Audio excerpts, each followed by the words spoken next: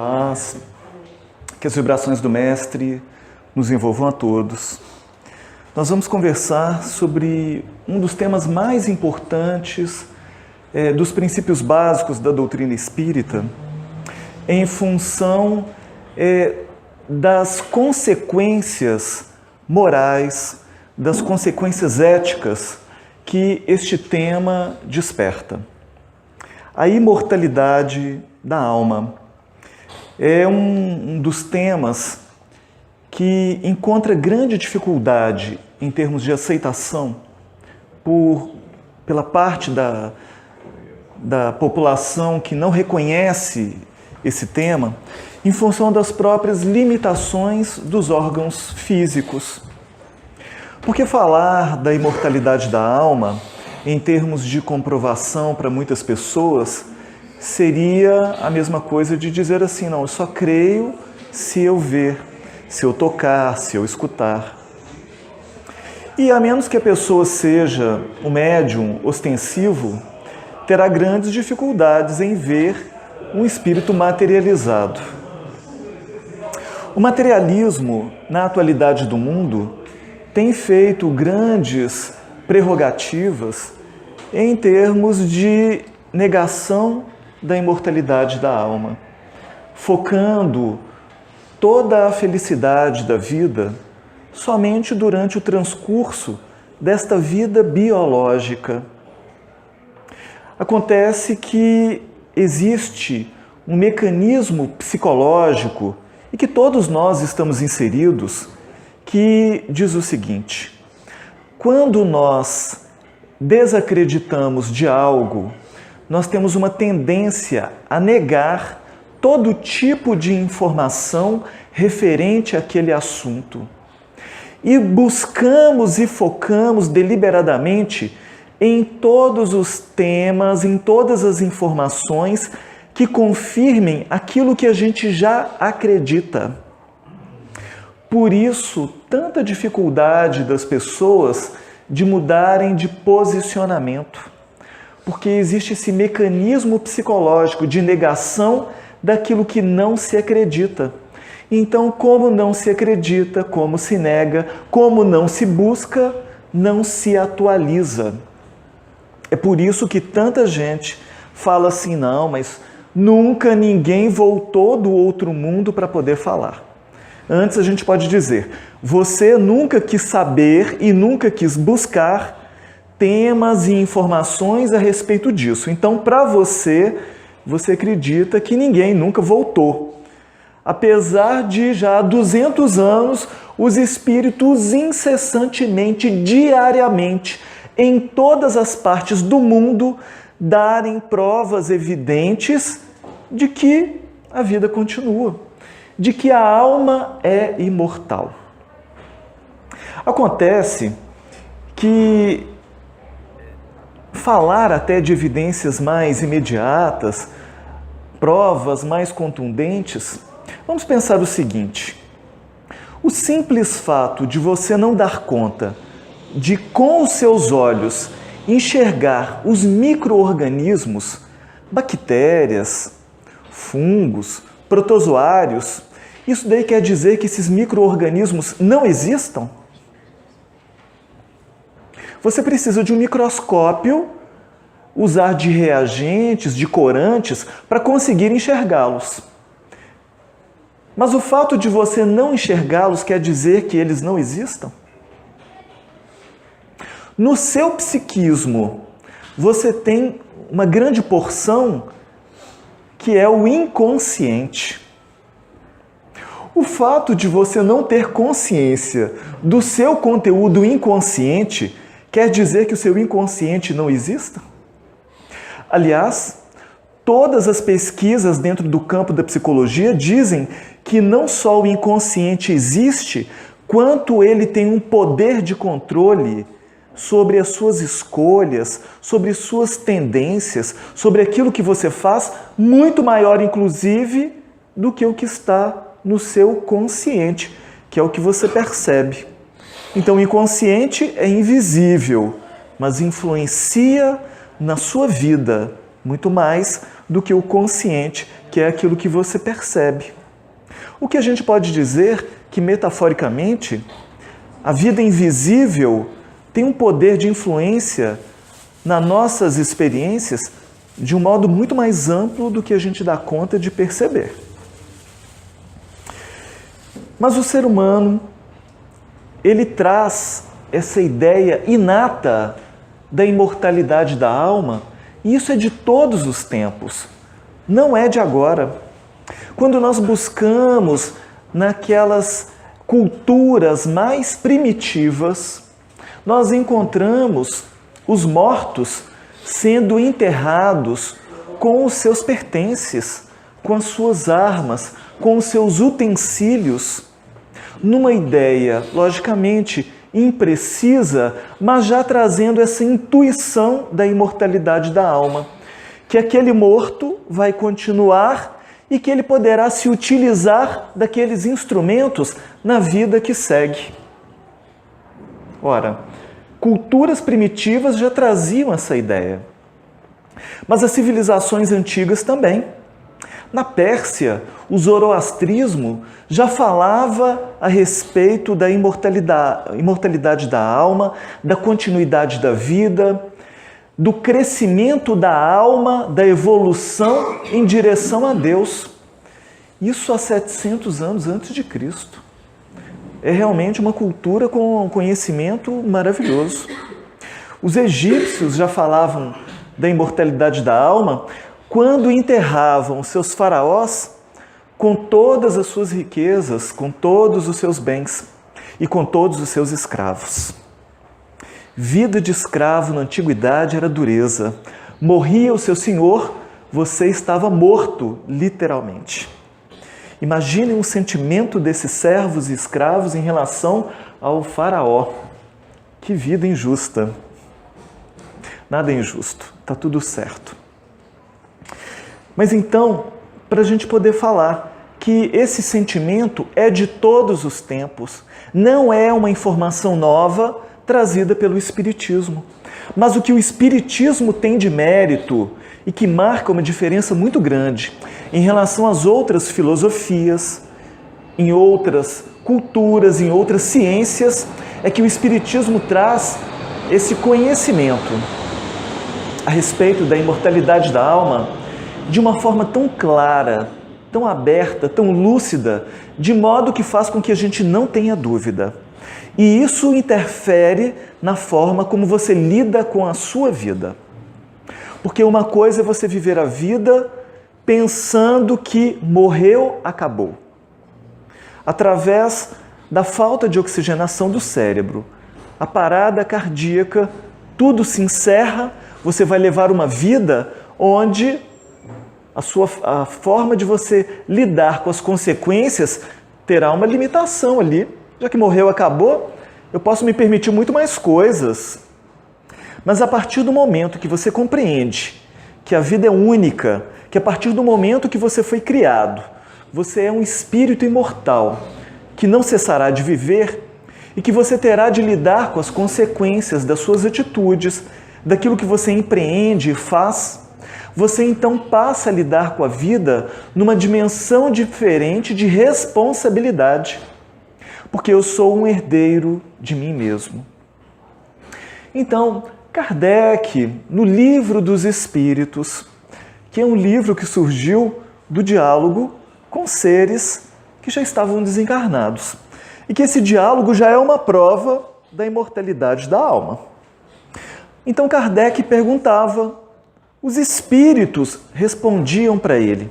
Mas o interessante é que o Livro dos Espíritos ele foi feito com base em respostas dadas por espíritos diferentes em diversas partes do mundo, vindas de médiuns que não se conheciam, mas que o conteúdo era exatamente o mesmo. Isso daí fala daquele princípio da universalidade do ensino dos espíritos. Então o Espiritismo surgiu dessa universalidade. Espíritos diferentes trazendo informações exatamente semelhantes. Então Kardec pergunta aos imortais: que sucede à alma no instante da morte? Porque Kardec entende de alma como sendo o espírito encarnado. Nós que estamos num corpo material, que mergulhamos nos fluidos da matéria para nos utilizarmos de um corpo para vivermos experiências. No plano material, somos almas. Então Kardec pergunta, mas o que acontece à alma no momento da morte? Ou seja, para quem tem um corpo físico, biológico, quando morre, o que acontece? E os espíritos respondem: volta a ser espírito, isto é, volve ao mundo dos espíritos, donde se apartara momentaneamente. Ou seja, o espírito estava no mundo dos espíritos, se ligou a um corpo, animou, vitalizou um corpo, passou pelas experiências que tinha de passar, desencarna, morre, sai do corpo e volta ao mundo dos espíritos. É isso que os espíritos estão dizendo.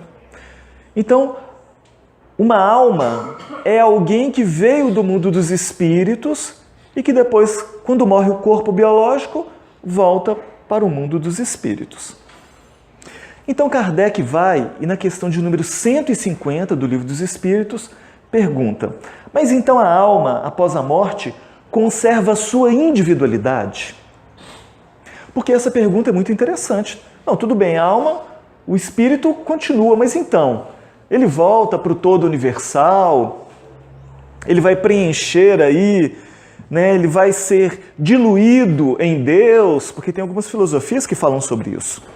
A doutrina do panteísmo, ela sugere que nós, encarnados, somos meio que desprendimentos de uma mônada maior, que seria a divindade, vitalizamos um corpo e depois da morte, aquela alma volta a se diluir nessa divindade, nesse todo universal.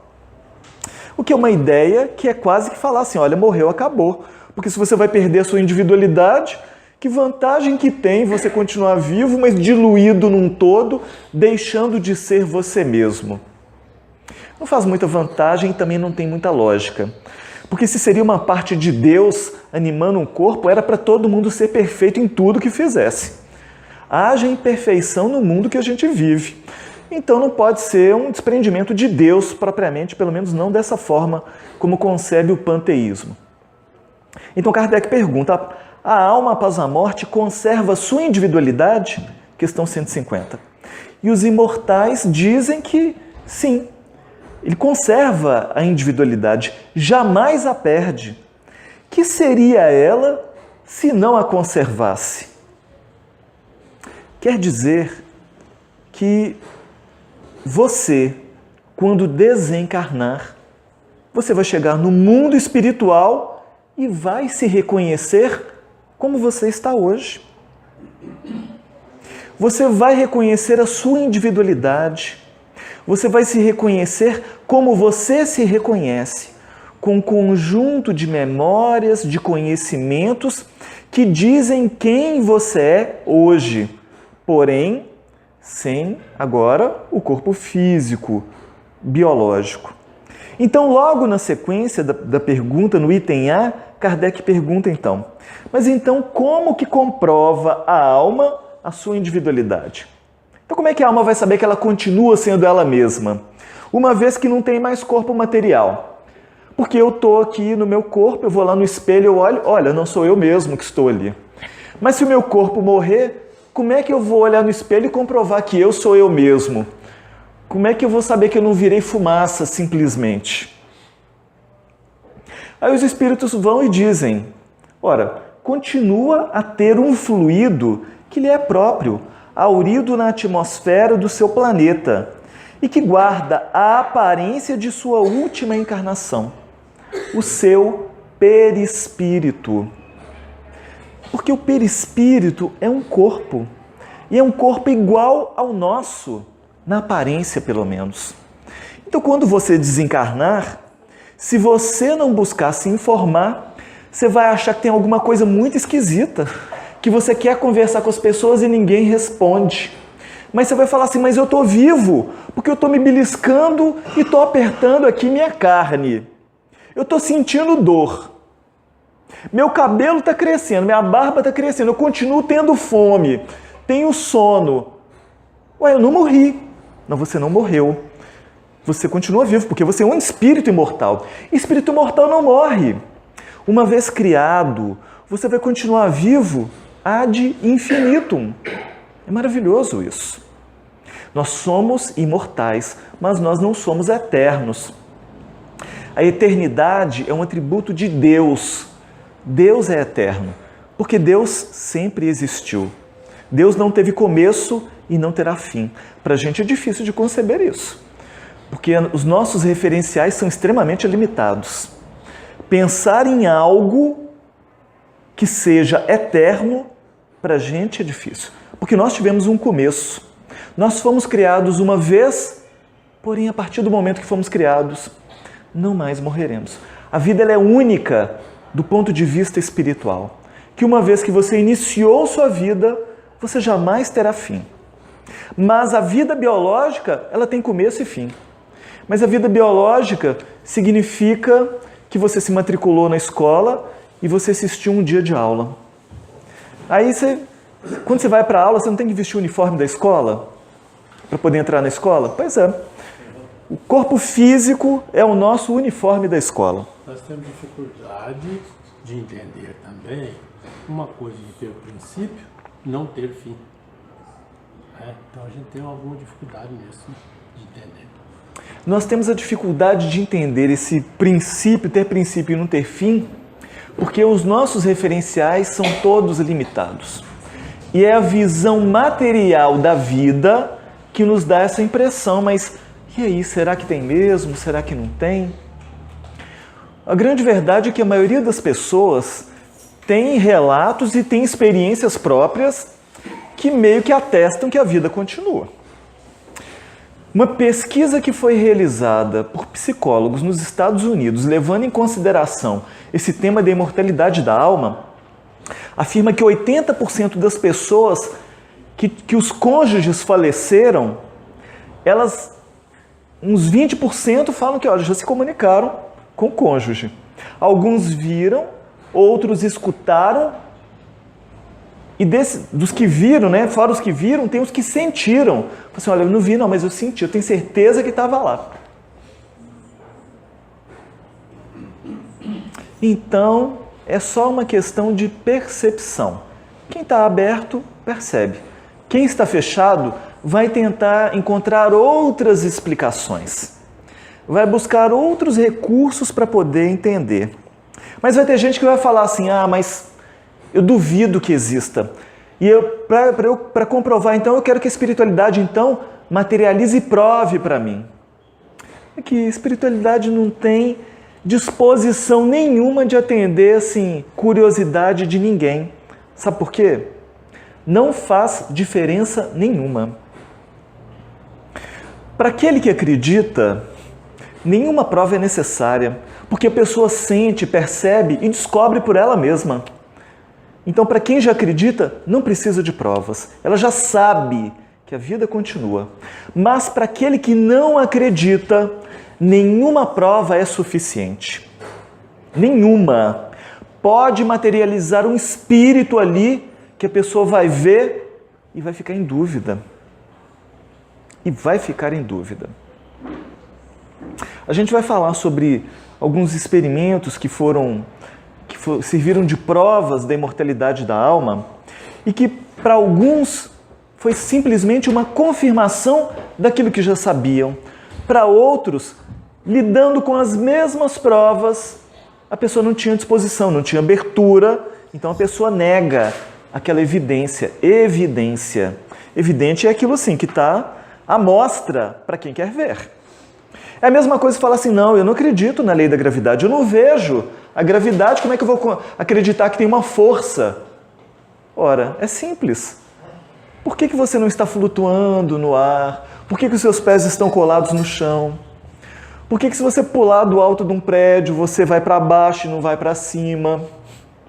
É a lei da gravidade, você não precisa ver, mas você sente os seus efeitos. ela é patente nesse sentido. Então, existem diversas provas da imortalidade da alma. E o Espiritismo lida com algumas delas desde o início do surgimento do Espiritismo. Então, aquele fenômeno das mesas girantes, que no século XIX fez com que chamasse a atenção de toda a sociedade na Europa e na América, onde as pessoas se reuniam para festas, para divertimentos e se concentravam ao redor de uma mesa. E essa mesa, então, levitava, essa mesa, então, ela dava pancadas, subia até o teto, descia. Para alguns, naquele momento, era algo curioso que ninguém conseguia entender.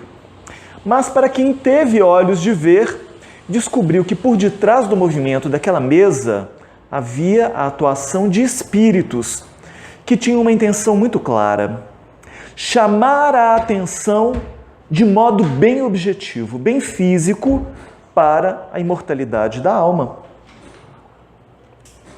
Então esse foi o objetivo.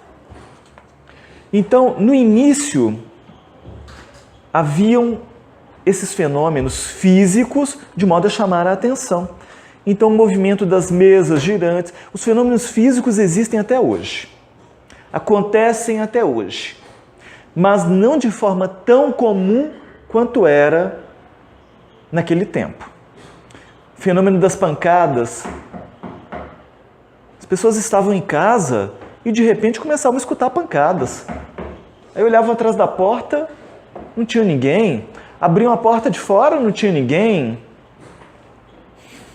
Você já pensaram, você está em casa e de repente o armário começa a bater? Você, ué, o que é isso? Aí você abre o armário, vê se tem alguém, se é o vizinho que está fazendo obras. Nada, tudo quieto na sua casa. Isso pode acontecer, existe até hoje. Então, lá em Hydesville, com a família Fox, aconteceu isso. Eles começavam a escutar pancadas em casa. Isso daí incomodava a família, porque eles queriam estar quietos lá e, de repente, as pancadas insistiam, continuavam. Até que as duas filhas, que era um casal que tinham filhas, e as meninas começaram a brincar com barulho, afinal de contas, criança, né? Ah, faço como eu faço. Aí a menina batia uma vez, o som repetia da mesma forma. Ela batia 3 vezes, o som se repetia 3 vezes. E aí o que eles fizeram foi estabelecer uma comunicação por tipitografia, por pancadas. E assim surgiu uma primeira comunicação mais elaborada através de pancadas, um alfabeto feito de pancadas. Mas vai dar trabalho assim lá na China. Mas eles descobriram grandes informações a respeito disso, lá em Hydesville. Descobriram que naquela casa, quem estava se comunicando através das pancadas era um espírito. E esse espírito tinha nome, ele deu o nome dele, Charles Rosna. E ele deu a idade dele, ele deu a profissão dele, ele era caixeiro, viajante. E ele fala como é que ele morreu. Ele morreu assassinado pelos antigos moradores daquela casa. E ele então entrou lá para vender, os donos da casa cresceram o olho no dinheiro, nas coisas que ele tinha, mataram ele. Aí perguntaram onde que está o seu corpo. Ele falou que estava na casa. Na época eles não encontraram não, fizeram escavações, não encontraram. Anos depois, eles descobriram uma ossada humana, sabe aonde? Numa das paredes do porão da casa. Interessante, né? Foi um evento precursor do surgimento do Espiritismo. Ou seja, quem disse que os mortos nunca voltaram para falar, está mais do que desatualizado. Mais do que desatualizado. Com o advento do Espiritismo, essa forma de comunicação melhorou e muito. Então mudou de tipografia para o fenômeno da psicografia. No início da psicografia, já que a mesa mexia, eles falaram assim, quem sabe se a gente amarrar um lápis no pé da mesa e colocar um papel, a mesa escreve.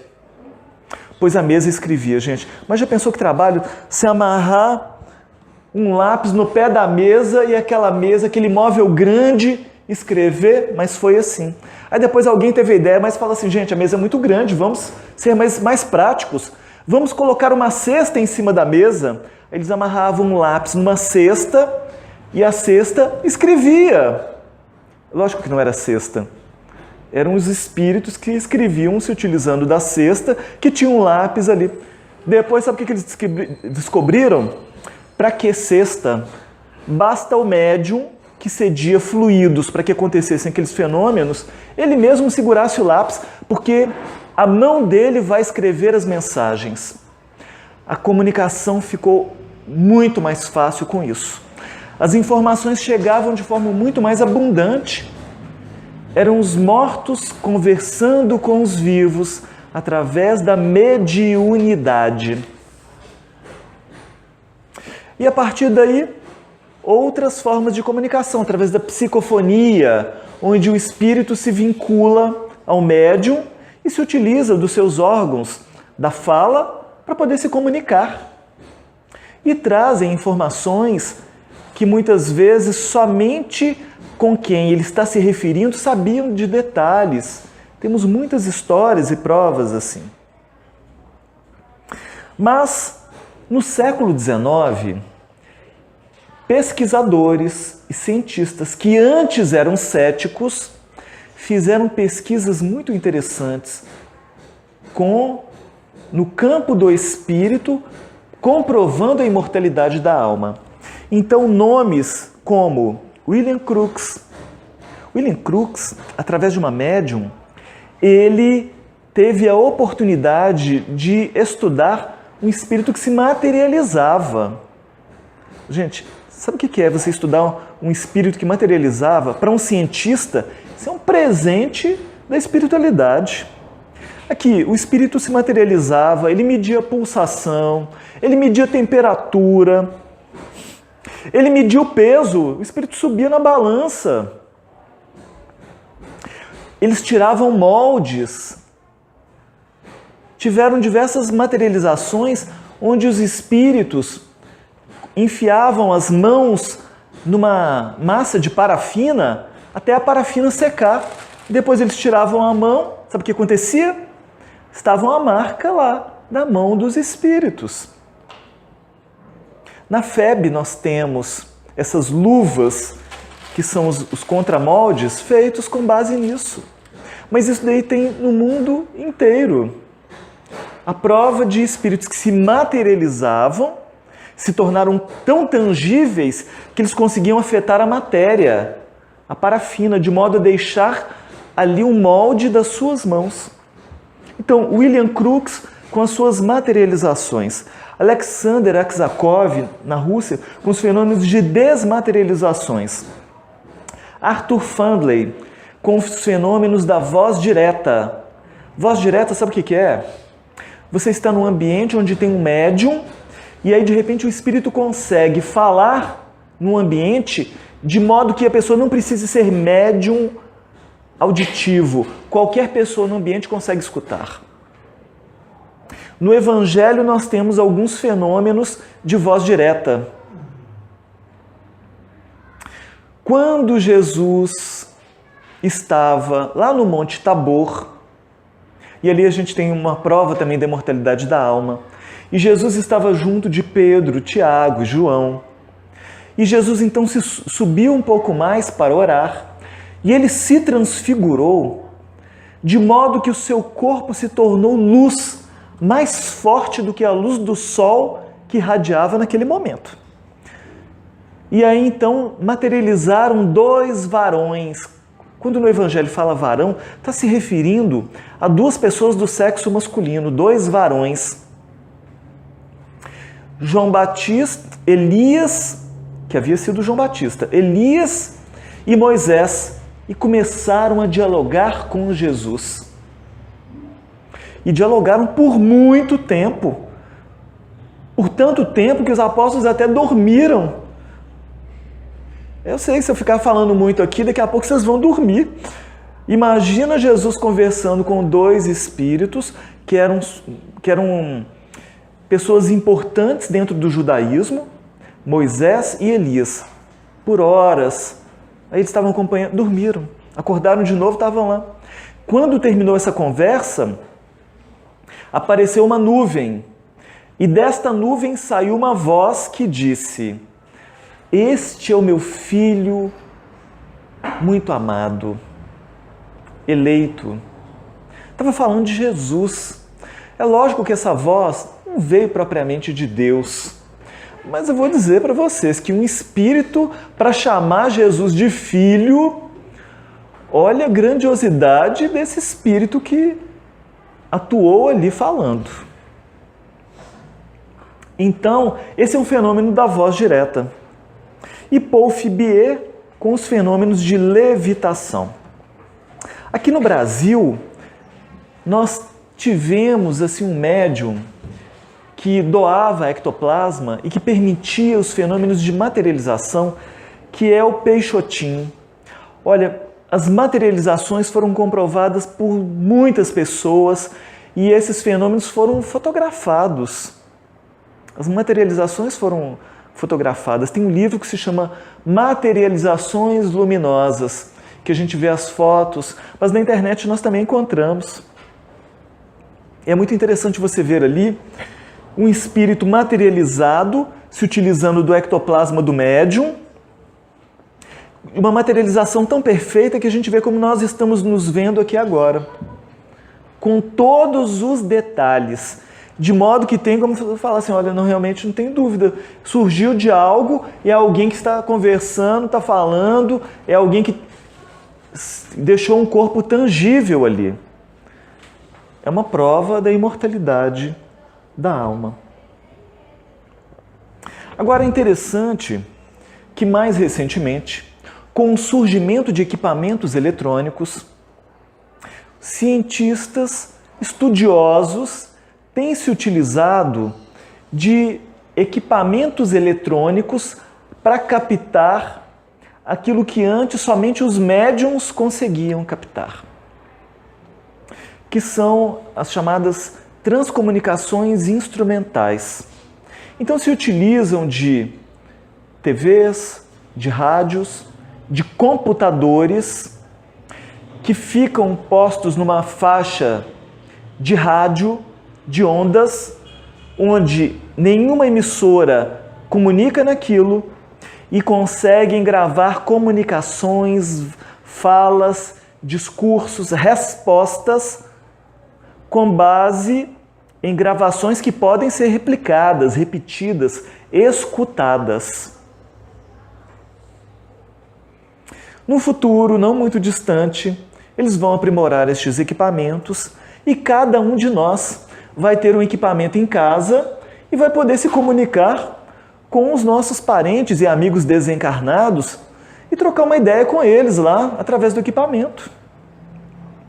Vai ser o nosso equipamento de videochamada do futuro com o mundo espiritual.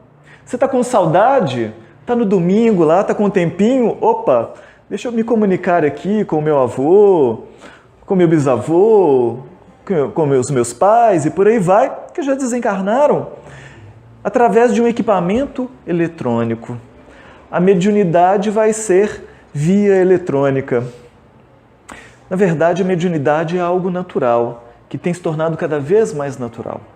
À medida que a criatura vai evoluindo, vai adquirindo conquistas no campo moral e intelectual, nós vamos dilatando a nossa capacidade de percepção do mundo espiritual.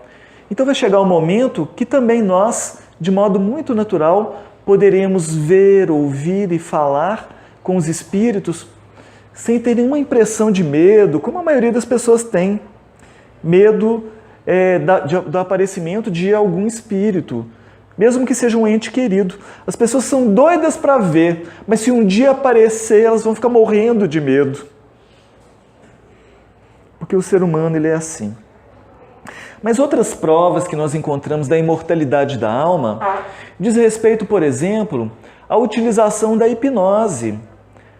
dos estados alterados de consciência, onde através de técnicas é possível você estimular uma pessoa a regredir a outras existências e trazer relatos de outras vidas com detalhes, muitas vezes onde há uma ligação com experiências desta vida, traumas e outras questões.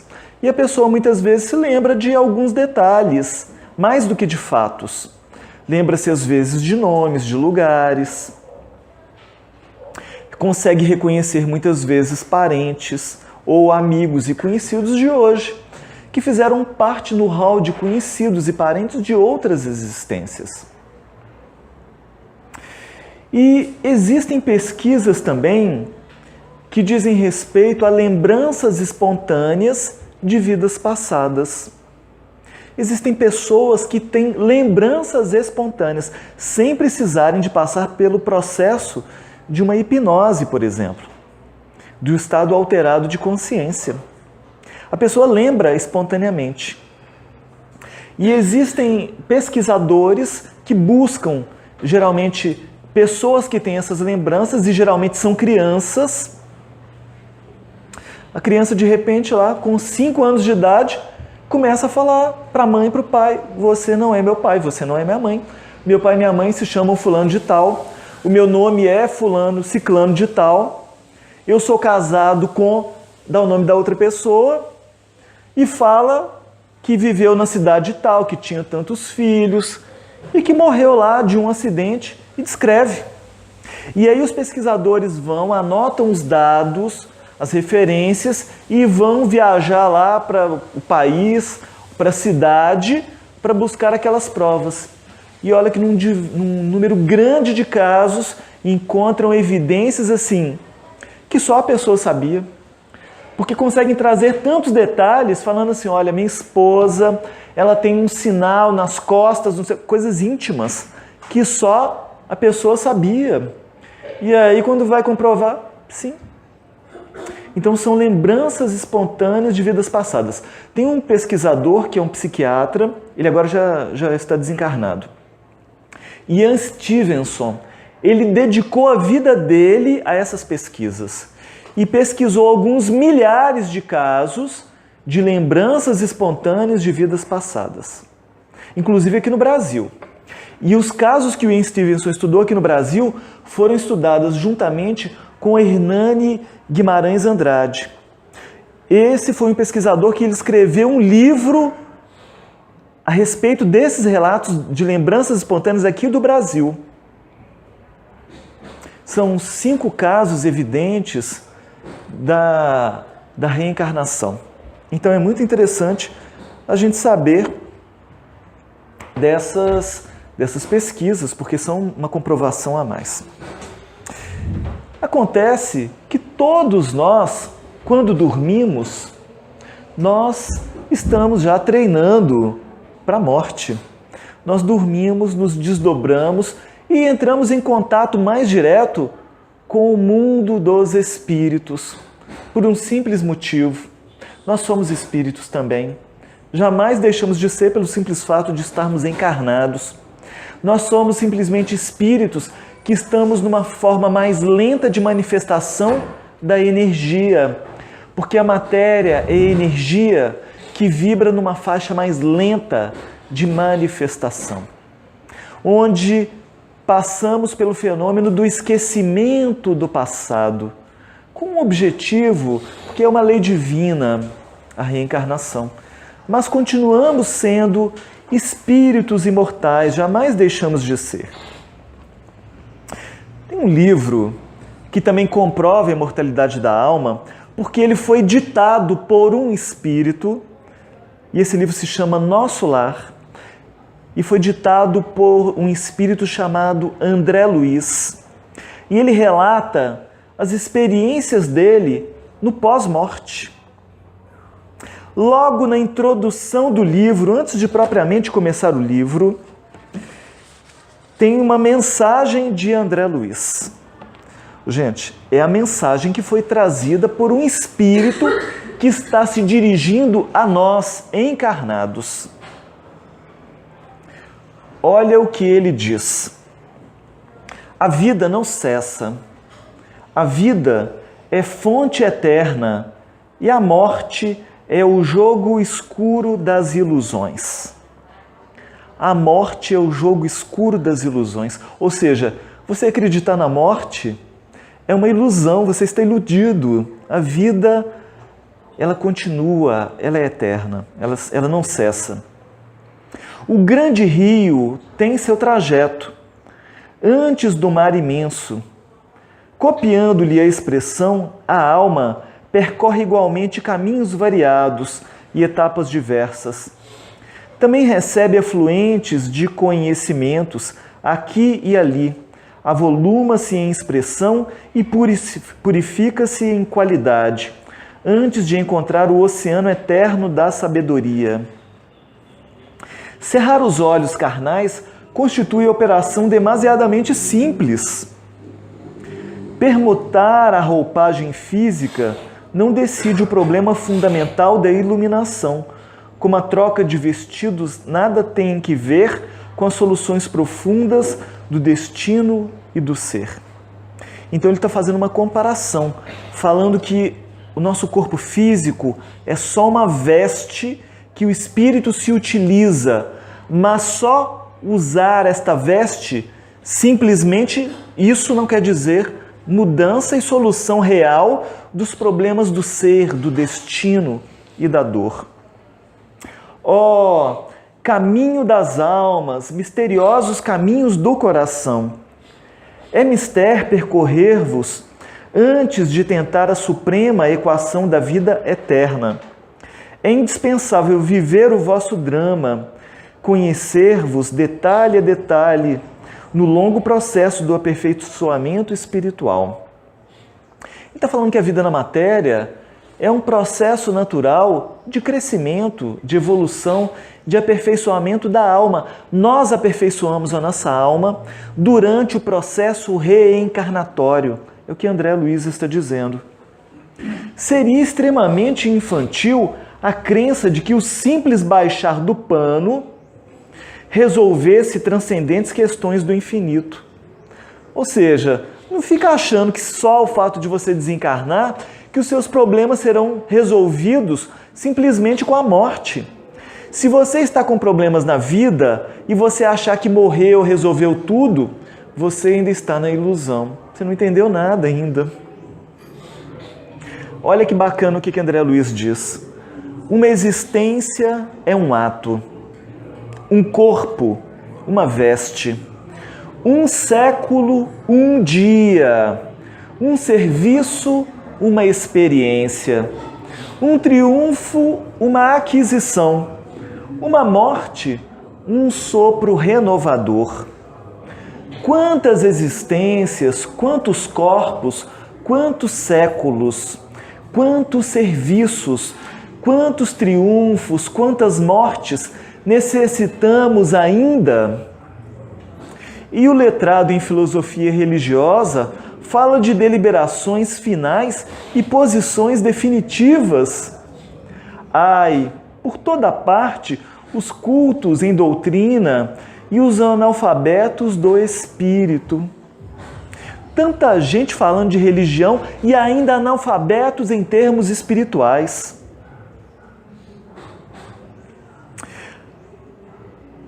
É preciso muito esforço do homem para ingressar na academia do Evangelho do Cristo. Ingresso que se verifica quase sempre de estranha maneira.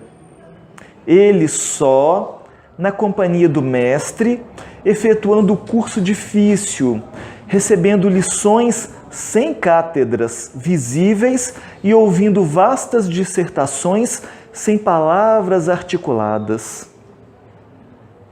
Olha, ele está citando a importância do vínculo com Cristo e que esse fenômeno vai se dar de modo individual. Não vai ser propriamente nas cátedras. Esse vínculo com Cristo vai se dar na experiência da vida, no campo do sentimento, nas buscas que cada um fizer pelo próprio esforço. Muito longa, portanto, nossa jornada laboriosa. Nós temos muito trabalho pela frente. Nosso esforço pobre quer traduzir apenas uma ideia dessa verdade fundamental. O André Luiz está falando que o livro que ele escreveu ainda é pobre para conseguir trazer tantas informações, tantos conhecimentos, tantas experiências. Grato, pois, meus amigos, manifestamo-nos junto a vós outros no anonimato, que obedece à caridade fraternal. Anonimato, sabe por quê? O nome que ele deu é André Luiz, mas esse é um pseudônimo do espírito que não quis se identificar com o nome dele aqui na Terra, porque ele foi alguém conhecido. Manifestamo-nos junto a vós outros no anonimato que obedece à caridade fraternal. A existência humana apresenta grande maioria de vasos frágeis que não podem conter ainda toda a verdade. Aliás, não nos interessaria agora senão a experiência profunda com os seus valores coletivos. Não atormentaremos alguém com a ideia da eternidade. Que os vasos se fortaleçam em primeiro lugar. Forneceremos somente algumas ligeiras notícias ao espírito sequioso dos nossos irmãos na senda de realização espiritual e que compreendem conosco que o Espírito sopra onde quer. Ele está fazendo uma citação do Evangelho. Quando Jesus, conversando com o doutor da lei, ele disse: o Espírito sopra onde quer. Ninguém sabe. Foi o que Jesus falou para Nicodemos, quando o doutor da lei procurou Jesus fora dos muros de Jerusalém. E agora, amigos, que meus agradecimentos se calem no papel, reconhecendo-se ao grande silêncio, recolhendo-se ao grande silêncio da simpatia e da gratidão. Atração e reconhecimento, amor e júbilo moram na alma. Crede que guardareis semelhantes valores comigo, a vosso respeito no santuário do coração. Que Deus nos abençoe. Então vem falar André Luiz que o conhecimento, as informações que ele vem trazer aqui no livro Nosso Lar, é algo muito simplificado, para não nos chocar. Somente para que a gente comece, dentro do nosso espírito de simplicidade, de entendimento, que a gente primeiro comece a se fortalecer para termos condição de receber estes conhecimentos. Gente, mas quem lê o livro Nosso Lar, quando lê o livro, se admira muito das informações que André Luiz vem trazer, falando da imortalidade da alma. Ah, mas então a alma continua, mas vai para onde? Fica no céu, flutuando, tocando harpa. Não, gente, que imagem infantil é essa? O mundo espiritual é semelhante ao mundo físico. Não, é o contrário. O mundo físico que é semelhante ao mundo espiritual. Mas o mundo físico é uma cópia extremamente simplificada. Aqui a gente só tem traços do que representa o mundo espiritual, que é muito mais estuante, mais amplo, mais complexo, mais cheio de detalhes, de vida e de possibilidades. Nós nos limitamos nas nossas expressões durante a encarnação porque é uma forma didática de crescermos, aprendermos, nos transformarmos. A vida na matéria nos possibilita o esquecimento transitório do passado, como uma forma da gente esvaziar o nosso copo de concepções e conhecimentos para que a gente se abra ao novo, porque é somente assim que a gente vai se transformar. Imortalidade da alma. Todos nós já nascemos e morremos milhares de vezes. Basta que a gente ausculte o nosso íntimo para a gente sentir e saber que nós somos seres imortais, que a vida continua, que a vida estua em toda parte, que aqueles entes queridos que já se foram não estão perdidos, eles continuam sendo eles mesmos, mesmo que por agora a gente não consiga ter de forma material a presença deles. Vamos pensar nisso para que a gente possa lidar com a vida com um sentido muito mais amplo, mais profundo, para que nós possamos cultivar desde agora aqueles que são os valores reais do ser imortal que nós somos. Muita paz para todos, fiquem com Deus, até a nossa próxima vez.